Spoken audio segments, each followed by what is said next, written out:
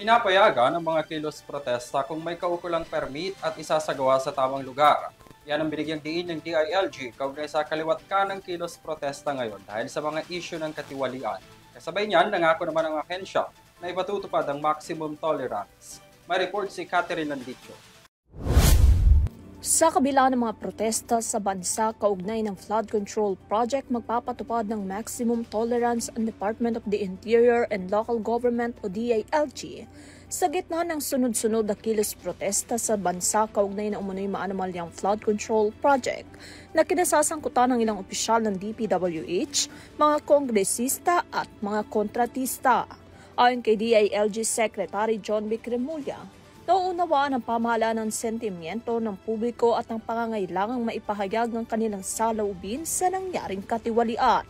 Dagdag pa ng kalihim, papayagan ng mga kilos protesta kung ito ay may kaukulang permit at isinasagawa sa mga tamang lugar.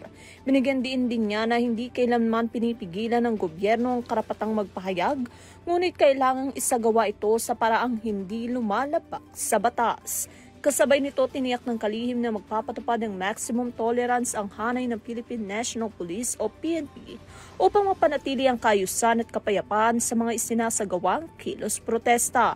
Sa kasalukuyan, patuloy ang investigasyon sa kontrobersyal na proyekto at nananawagan ng publiko para panagutan ang mga sangkot na opisyal.